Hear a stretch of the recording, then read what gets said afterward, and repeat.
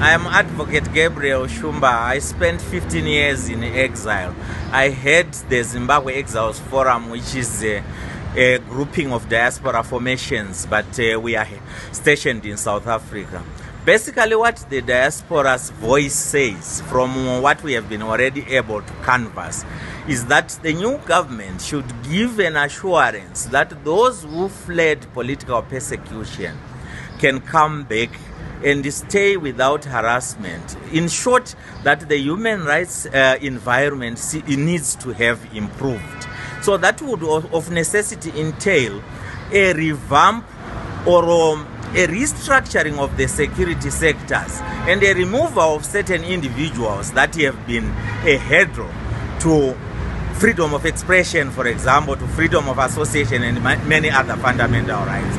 Secondly, we need a government, and I am happy to say that the new government, even though cabinet is still to be constituted, has already started on that path, a path of socio-economic recovery that sees us, the banks, for example, providing the much-needed cash, but in particular to also see industries being restarted or rejuvenated.